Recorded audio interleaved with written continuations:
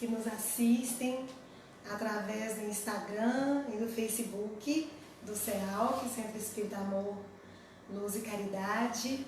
Boa noite à família CEALC, aos amigos do CEALC.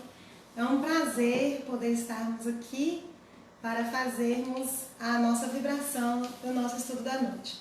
Nós vamos iniciar então com uma prece, agradecendo a Jesus as bênçãos recebidas até então e as que ainda receberemos. Jesus, querido amigo, te agradecemos, Mestre, pela oportunidade de te servir. Te agradecemos, Jesus, por sermos testemunhas do seu amor, da sua paz. Te pedimos, Jesus, que abençoe a cada um de nós, que abençoe todo o nosso planeta, Mestre, que atravessa momentos de prova, que possamos, Jesus, ter maturidade espiritual para passarmos por estes instantes, sabedores, Jesus, de que tudo passa e só o amor permanece. Fique conosco, Mestre, nos inspirando, nos incluindo, envolvendo a todos nós que estamos conectados pelas redes sociais, numa mesma atmosfera de amor. Muito obrigada, Jesus. Que assim seja. Eu me esqueci de me apresentar antes, né? Meu nome é Gesa, eu frequento o Grupo Espírita da Caridade e fui convidada, né, para estar hoje com os nossos amigos do CEALC. Para o tema da noite, para reflexão, nós escolhemos o tema Religare, reconectando ao Criador. Então, como o próprio tema diz, né, hoje nós vamos fazer umas reflexões sobre Deus, nosso relacionamento com Deus. E aí nós queremos começar em Mateus, capítulo 6, versículo 9 em diante, em que Jesus é procurado pelos seus discípulos, porque eles dizem a Jesus que João havia ensinado os discípulos dele, João Batista, havia ensinado os discípulos deles a orar, e que se Jesus também não poderia ensiná-los a orar. E Jesus então diz o seguinte: orai, portanto, assim: Pai nosso que estais nos céus, santificado seja o teu nome. Venha o teu reino. Seja feita a tua vontade, como no céu, também sobre a terra. O pão nosso diário dai-nos hoje. Perdoa-nos nossas dívidas, como também perdoamos nossos devedores. E não nos introduzas em tentação, mas livra-nos do mal. Então, nessa oração, né, ficou conhecida como oração do Pai Nosso, oração dominical, temos aí uma frase que resume a nossa conexão, como deveria ser a nossa conexão com Deus Pai, que é a seja feita a vossa vontade. Jesus resume nessa frase como que tem que ser, como deveria ser a nossa conexão com Deus. Porque quando nós pensamos, né, que somos filhos desse Pai, somos espíritos eternos e pelo simples fato de existirmos, já somos amados, né? Porque Deus faz assim com cada um de seus filhos. Ele ama cada um independente de qualquer coisa. Ama cada um pelo simples fato de você existir. Ele te ama porque você existe, apenas por isso. Então a conexão de Deus para conosco é intensa. Nós que estamos aí em momentos de internet, Wi-Fi, estamos utilizando esses recursos muito, né? Estamos compreendendo quando a internet fica fraca, quando cai o sinal. Nós vamos entender, fazendo uma analogia, uma comparação, que a conexão de Deus para conosco é um Wi-Fi poderosíssimo, mais que 100%. Mas a nossa com o Pai precisa de reparos. Então é por isso que nós precisamos lembrar que só pelo fato de nós existirmos, Deus já nos ama. E como está a nossa conexão com o Pai? Por que eu me sinto tão afastada de Deus? como se deu esse afastamento? Por que nos afastamos tanto?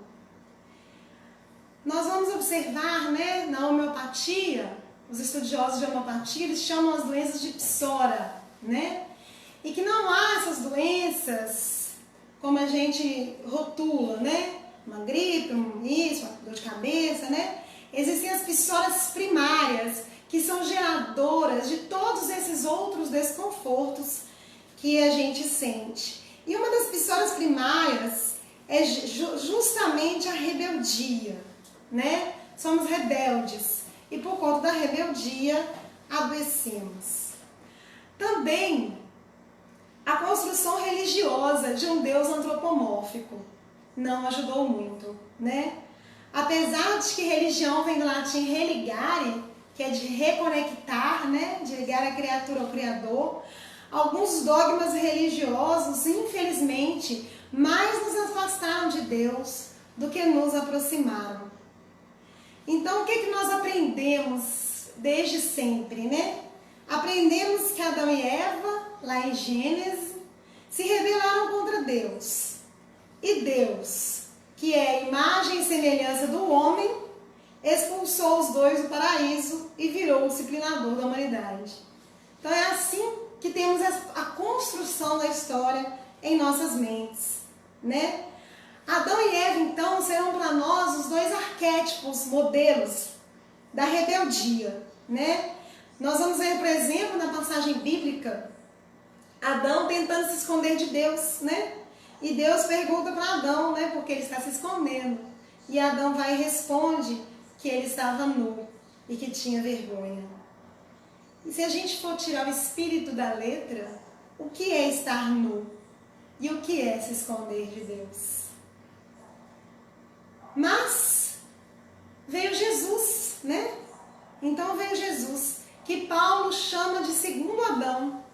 Se o primeiro protótipo então deu errado, o segundo foi tudo de bom, foi para nós o modelo. Ele nos mostrou esse seja feita a vossa vontade na prática. Então quando ele ora, seja feita a vossa vontade, nos ensina, ele já fazia isso há muito tempo, né? Mas qual que é a vontade de Deus? Que sejamos felizes. A vontade de Deus é de que sejamos felizes. Mas nós temos conceitos distorcidos de ser feliz. E porque estamos sempre escolhendo a infelicidade, nós somos rebeldes. E, consequentemente, nos escondemos do Criador, como fez Adão. Nós nos afastamos. Jesus nos mostrou que o homem é imagem e semelhança de Deus e não o contrário. Nós somos filhos de Deus. Se a gente fala, o filhote do cachorro é o cachorrinho, o filhote do gato é o gatinho, e o filhote de Deus vai ser o quê? Já estava no Levítico e Jesus repetiu: vós sois deuses. Somos deusinhos, com D minúsculo. Somos filhos de Deus. A doutrina espírita veio então e tirou essa visão antropomórfica de Deus, ao dizer que Deus é a inteligência suprema. Se o espírito é o princípio inteligente do universo, o filhote da inteligência suprema é o princípio inteligente. E aí nós podemos ter uma visão ampla do que seria então este Pai, o significado deste Pai em nossas vidas. Ok, já sabemos quem é o Pai. A doutrina espírita abriu este conceito de Deus para nós. Mas como nos portar como filhos? Ainda temos muitas dúvidas em relação a isso. Mas Jesus já trouxe para nós. Jesus foi o modelo de filho. Ele nos ensinou como fazer. Porque ainda temos forte em nossas mentes o modelo do Deus masculino, né? Que é o símbolo do provedor. Porque antigamente o homem era o provedor. Temos o modelo de um Deus velho, de barbas longas e brancas, que é o símbolo da sabedoria, né? um Deus gordinho, que é o símbolo da fartura. Então, o Deus das pinturas, né, que a gente vê nas pinturas, mais velho, com barbas, mais gordinho, simbolizando todas essas coisas. Mas também carregado de características psicológicas muito humanas, né? Então é vingativo, punitivo, cruel e ao mesmo tempo é amoroso, cheio de ternura e compaixão. Ou seja, um Deus bem bipolar, né? Com o qual eu não sei lidar, porque eu não sei se hoje ele está bem e amanhã ele pode estar mal, de mau humor, né? Como diria minha avó, uma expressão que ela usava que eu nunca entendi, na terceira sexta-feira, né? De mau humor. Então, essas características são na realidade humanas, porque luz e sombra, dualidade, bipolaridade, são características de quem ainda está a caminho, de quem ainda está caminhando, né, nessa estrada evolutiva. O Gladstone e o Tim, certa vez, fizeram uma música para a Comeb, né, em Belo Horizonte, um encontro de jovens do período do carnaval, já há muito tempo atrás, e essa música intitulada Luzes da Luz, que fala exatamente isso para nós, né? Um frêmito da grande luz e luzes, são os filhotes, jorraram em profusão. E aí, na música fala, surgiu a bipolaridade. Então, quando surgem os filhotes, surge a bipolaridade. Agora, a homem e a mulher, a presença e a ausência, a luz e a não luz, a calor, a frio, a ato, a inação. Ou seja, agora há bipolaridade. Assim que os filhotes surgem, surge a dualidade. Então essas características bipolares são típicas nossas, que nós colocamos em Deus, porque ainda temos muito forte em nós esse Deus antropomórfico. O Espírito da Verdade, lá no Livro dos Espíritos, na parte primeira, ele vai falar dos atributos de Deus, né? Deus soberanamente justo e bom, perfeito, imutável, único, onipresente, onipotente e tantos outros atributos que ainda não conhecemos. Imanente, ou seja, o que é imanente? A presença divina, ela é sentida em todos os espaços e em todos os momentos. Quando a gente vai no livro A Gênese, e nós vamos ver lá sobre providência divina, né, o livro da codificação, a Gênese, e aí Kardec começa falando sobre fluido cósmico universal, no capítulo Providência Divina. E aí a gente fica pensando assim, o que tem a ver providência divina com fluido cósmico universal? Tudo a ver, porque sabemos que o fluido cósmico universal é o hálito divino, é o hausto do Criador, e que estamos todos mergulhados em fluido cósmico. E ele funciona, entre aspas, como o sistema nervoso de Deus. Ou seja, eu sinto aqui e Deus sente. Eu penso e Deus ouve os meus pensamentos. Porque eu estou mergulhada no fluido cósmico universal, esse sistema nervoso de Deus. E aí, nós criamos também um Deus de recompensas e punições. Tão bipolar que dele a gente só quer distância. Crescemos ouvindo que Deus castiga. Quantos de nós já não ouvimos isso dos nossos pais, dos nossos avós, e não repetimos isso para os nossos filhos e as nossas crianças? E aí, nós vamos ver num livro com o título Curando Nossa Imagem de Deus. Os autores, é muito interessante esse livro, porque os autores são dois padres jesuítas e uma freira. São 3 irmãos, Mateus, Sheila e Denis Lin. Eles são 3 irmãos e eles vão falar justamente sobre essa imagem de Deus, né? Que nós temos muito forte em nossa mente e como nos curar dessa imagem, porque essa imagem ela está adoecida e nos faz distanciar do Criador. né? Então eles vão contar o seguinte, que os três cresceram num ambiente alemão, eles são descendentes de alemães, né? E na Alemanha tem uma história muito comum, né? E tem uma visão também muito forte da imagem de Deus, né? Como um homem duro, punitivo, recompensador. E tem uma história então do tio Jorge, que é uma história em que as crianças comparam essa imagem de Deus ao tio Jorge.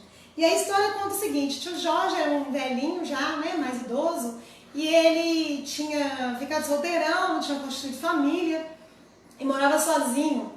E aí os pais de duas crianças, que eram parentes do tio Jorge, parentes distantes do tio Jorge, falaram com as crianças que dali pra frente eles visitariam o tio Jorge todas as semanas aos domingos, porque o tio Jorge estava muito sozinho, então eles achavam por bem visitar o tio Jorge todos os domingos. As crianças toparam, e aí no primeiro domingo que eles foram visitar o tio Jorge recebeu todo mundo com muita alegria, um velhinho muito bonachão, né, deu biscoitos, e a visita foi ótima, muito prazerosa. No final da visita, tio Jorge chamou as crianças até o porão, desceu as escadas do porão, e no porão tinha uma fornalha muito quente, com fogo ardente. E tio Jorge mostrou aquela fornalha para as crianças e falou, sabe essa fornalha? Ela serve para queimar as pessoas que não me visitam toda semana. E aí as crianças foram embora apavoradas. Dentro do carro, os pais das crianças perguntaram para elas se elas iriam amar tio Jorge de todo o coração, de todo o entendimento e de toda a sua alma. E as crianças responderam que sim, abominando o monstro, porque o temiam. É forte essa comparação, não é? Mas é exatamente o que nós fazemos, né? Vamos aos templos religiosos, cumprimos com as nossas obrigações religiosas, porque nós tememos o inferno, o umbral, o castigo de Deus, alguma coisa dar errado na minha vida se eu não estiver cumprindo com as minhas obrigações religiosas. Não compreendemos ainda que aquilo é bom para mim, que é um benefício que eu faço para mim mesma, que aproximar-me de Deus é maravilhoso, mas aproximar-me de Deus Pai e não dessa imagem distorcida que nós fizemos de Deus. Esses autores relatam que essa era a imagem de Deus que eles tinham, né? Um Deus que precisava ser visitado nos templos toda semana, que precisava ser buscado nos ritos, nos sacramentos, porque se isso não acontecesse, a criatura sentia culpa. E assim somos todos nós. Mas é chegada a hora, né, de com todo este conhecimento que nós temos, de nós curarmos essa imagem que nós temos de Deus. E eles relatam também, um dos três relata que teve uma experiência muito interessante como padre e que essa experiência fez curar a própria imagem que ele tinha de Deus. Certa vez, ele foi procurado por uma mãe e essa mãe estava desesperada, deprimida, chorosa mesmo. E ela disse para o padre que ela estava desesperada porque o filho dela havia cometido suicídio por causa do uso de drogas e outras coisas. E ela havia aprendido sempre, né, que a pessoa que tenta suicídio, que comete suicídio, vai para o inferno. E ela estava desesperada por conta disso. E ele, relatando, ele diz que pensou assim naquele momento, vai mesmo. Mas ele havia também aprendido no estudo teológico que se deve ficar calado quando você não tiver uma palavra de consolo para dizer. E naquele momento ele conseguiu segurar a boca. Ele só pensou, conseguiu segurar a boca. Mas a mãe insistiu, ela queria respostas. E ela foi e disse, o que vai acontecer com meu filho caso ele morra nessas circunstâncias? E aí, mesmo tentava concordar com aquela mãe, aquele padre respirou e lembrou que ele também tinha aprendido que em momentos de saia justa, o melhor a se fazer é devolver a pergunta. E ele devolve a pergunta. o que você acha que vai acontecer? E a mãe não sabe a resposta. Ela não quer responder aquilo que ela aprendeu durante séculos de aprendizado. Então ele resolve convidar essa mãe a fazer uma visualização terapêutica. Pede para essa mãe fechar os olhos e imaginar que neste instante ela está diante de Deus. E quando ela conseguisse, que era para ela descrever o que ela estava vendo. E ela fica uns minutos calada, de olhos fechados, pensando. E quando ela consegue, ela descreve justamente esse Deus antropomórfico que todos nós trazemos em nossas lembranças. Então ela fala que estava diante de Deus e que ele estava sentado num trono e que ele era um senhor, um sábio, idoso, de barbas brancas e longas, e que ele olhava para ela. O padre então fala com ela para convidar o filho a estar neste ambiente. E ela consegue então imaginar o filho entrando neste ambiente. E ele pergunta para ela: como está seu filho? Ele está triste, deprimido, envergonhado. Ele está de cabeça baixa e ele chora.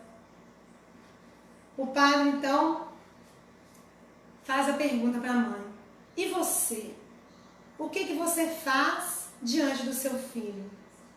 E a mãe responde: eu corro para abraçá-lo, pego nos meus braços, afago seus cabelos, eu choro junto com ele, eu tento consolá-lo, eu abraço e o afago em meus braços. O padre então faz a pergunta derradeira: agora olhe para Deus. E ela olha para Deus. E ele pergunta: o que Deus fala ou faz neste instante? E ela, com muita sensibilidade, responde: ele desce do trono, vem até nós e nos abraça. E nós três, eu, meu filho e Deus, choramos juntos. Neste instante, o padre relata que ele sentiu que Deus não pode amar menos as criaturas do que uma mãe ama seu filho.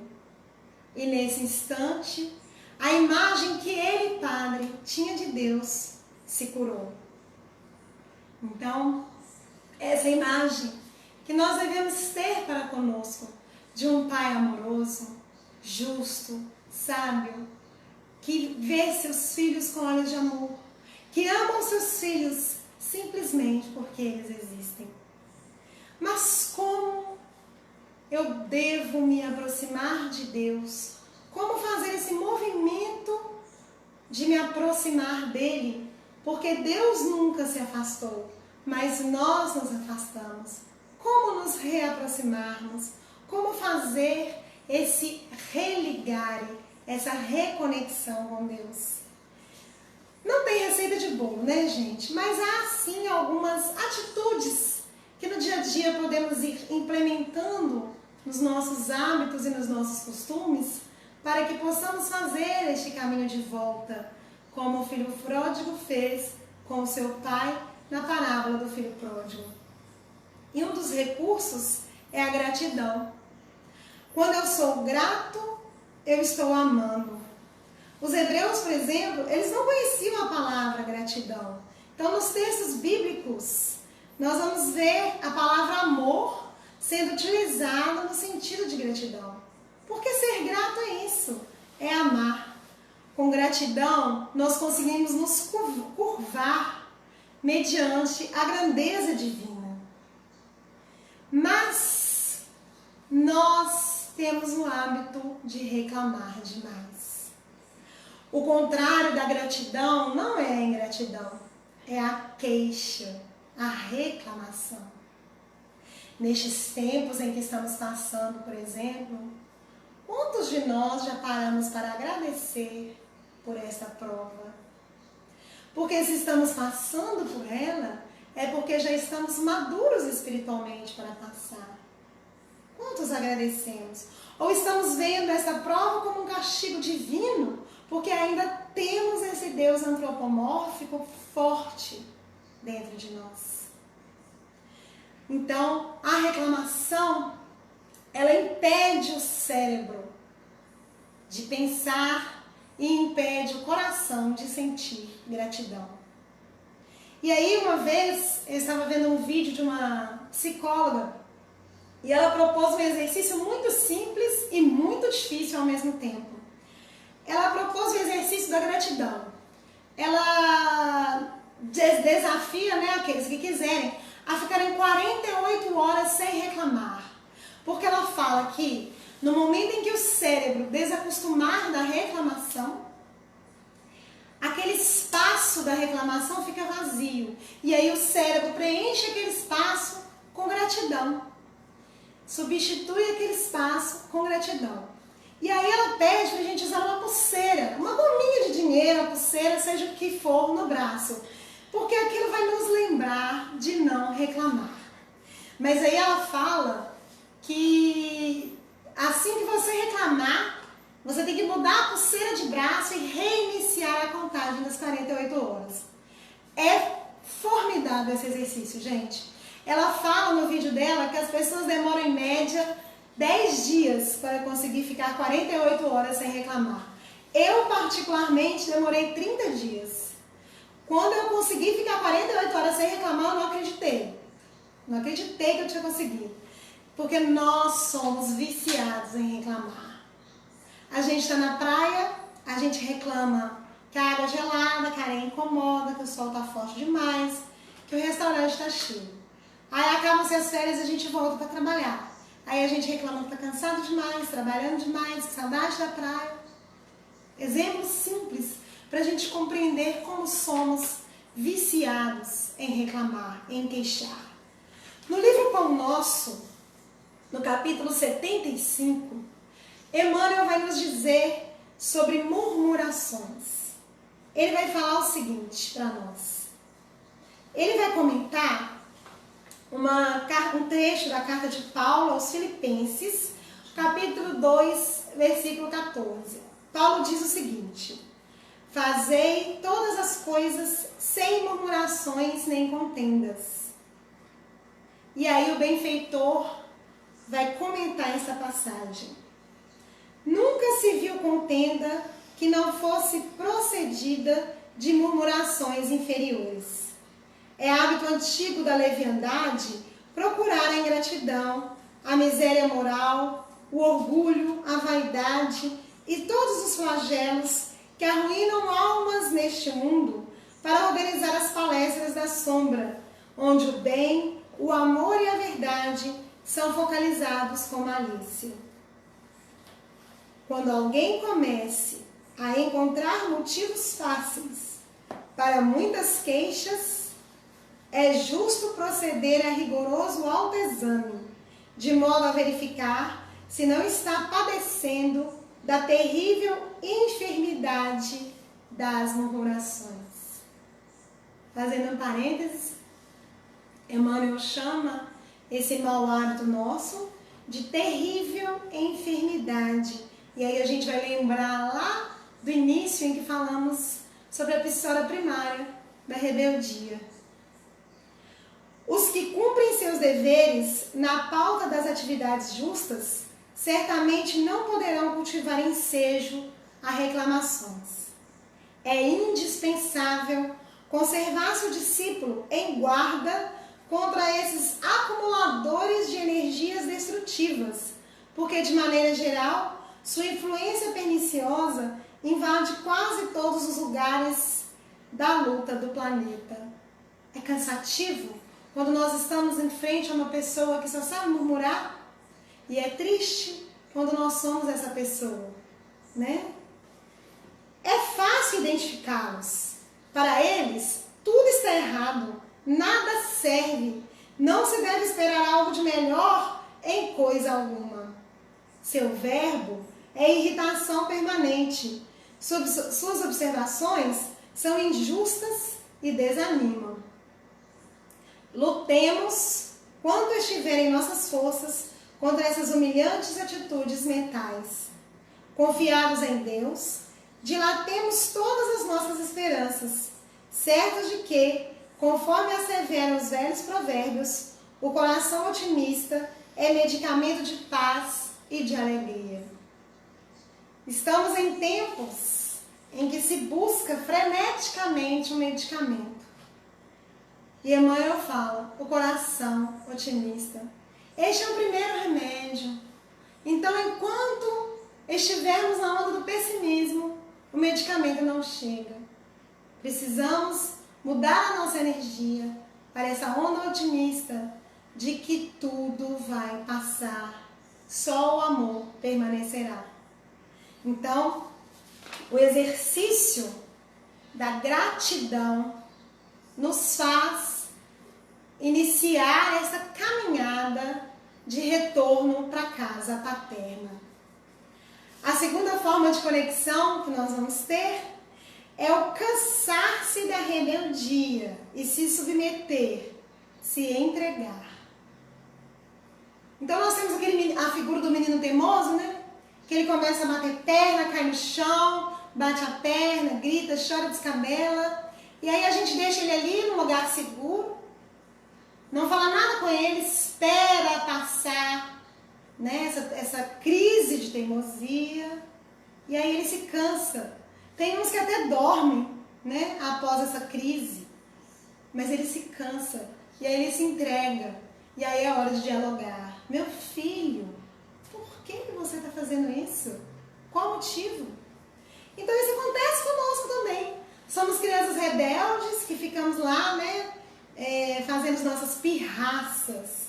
Mas já é hora do seja feita a vossa vontade. Há quanto tempo Jesus já nos ensinou isso? E há quanto tempo ainda estamos cegos na pirraça? Seja feita a vossa vontade. Então eu convido agora todo mundo que está nos acompanhando aqui nessa live a imaginar, se quiser fechar os olhos, pode fechar, a imaginar que você agora é um rio. Imagine que você é um rio, um grande e caudaloso rio. No Brasil nós temos vários exemplos, né? Escolha um e imagine que você é um deles. E você contorna os obstáculos, você desce os relevos em forma de cachoeira, você gera vida, você gera transporte, você gera alimento.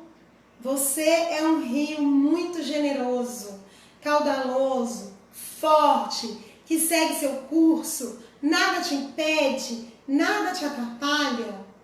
Mas você sabe que na frente há o mar e que você tem que se entregar a ele. Você treme de medo. Você lembra que todo o percurso que você fez e agora à sua frente há um vasto oceano e que entrar nele nada mais é que desaparecer para sempre. Você pensa assim. Mas não há outra maneira. O rio não retorna, ele não volta, o rio não para, ele tem que ir. Só pode ir em frente. Você, rio, precisa se arriscar e entrar no oceano. E somente quando você entra no oceano é que o medo desaparece. Porque só aí é que você, rio, vai entender que não se trata de desaparecer, tornar-se oceano. Não é um desaparecimento, mas sim um renascimento. Não sei se vocês já tiveram a experiência de estar em alguma praia em que o rio chega no mar. Há aquela faixa de rio antes dele se confundir com o mar. E é muito bonito. Porque o grande ensinamento é o da rendição. Eu me rendo dessa luta. Eu cedo, eu saio do papel de controlador e me deixo ser controlado. Eu me torno um rio, porque o rio ele já nasce indo para o mar. Gesa, isso é muito difícil. mas nós já temos grandes exemplos de espíritos que conseguiram. Paulo de Tarso, por exemplo. Já não sou eu quem vivo, mas o Cristo que vive em mim. Então, é chegado o momento de nós despertarmos para isso. E aí nós vamos ver o peso que vamos tirar das nossas costas, de querer ter o controle de todas as situações. Nós não temos. Deus está no controle. Essa, então, é a segunda forma de retornarmos para a casa do nosso Pai. E a terceira forma, tão importante quanto as outras duas, é reconciliarmos-nos com os pais paternos. Nós não vamos nos demorar muito neste assunto, porque seria um assunto para uma outra reflexão de 60, 90 e até mais minutos, que é falarmos de família. Mas essa reconexão com os pais paternos, ela é muito importante para conectarmos com Deus. Nós, por exemplo, que nos dizemos religiosos, precisamos compreender que não dá para conectar com o Pai maior sem nos conectarmos com os nossos pais terrenos. Porque conectar-se com o Pai sem conectarmos com os pais terrenos seria como uma grande árvore que quer fazer a fotossíntese com a luz solar, mas não quer tirar os nutrientes da terra, não quer saber da raiz. A fotossíntese não acontece. O que acontece com as plantas sem raiz? Nós compramos buquês maravilhosos nas floriculturas e eles duram poucos dias, porque a planta está sem raiz. A planta sem raiz murcha. Nós precisamos compreender que não cabe a nós nem perdoar, nem entender nossos pais. Nós vivemos falando isso, não, eu estou aprendendo, eu vou perdoar, eu estou fazendo aprendizado para perdoar nossos pais. Não cabe a nós isso. Porque quando nós nos colocamos neste lugar de perdoar, de compreender, de entender, nós estamos nos colocando numa posição superior ao dos nossos pais. Como se estivéssemos fazendo uma listinha de coisas erradas que eles fizeram, para que nós, do alto da nossa arrogância e prepotência, pudéssemos perdoar. Nós não temos que listar o que nos faltou. Nós temos que agradecer o que foi a abundância. E o que foi a abundância? A vida. Se estamos hoje vivos, reencarnados na Terra, é porque 50% das nossas células são da nossa mãe e 50% do nosso pai. Aonde eles estiverem hoje, distantes, próximos, encarnados, desencarnados, se nos abandonaram, se nos deixaram, deram a vida. E precisamos ser gratos. Dessa forma, faremos novamente a gratidão. Sermos gratos aos pais terrenos abrirá para nós as portas da gratidão ao Criador. A árvore boa, ela tem uma copa maravilhosa, mas ela tem raízes bem no solo. Então, é preciso, tudo que diz respeito à família é delicado, mas é preciso fazer esse caminho de volta para o seio familiar também. Porque no caminho para a casa do Pai Maior está a nossa casa terrena, a nossa casa paterna. Então, gente, nós gostaríamos de deixar essas reflexões, religar, reconectar ao Criador, ao nosso Pai, que está tomando conta de tudo, que está presente, imanente em nossas vidas. Que Jesus nos abençoe para que possamos abrir os nossos olhos e fazermos este caminho de volta à casa do nosso Pai.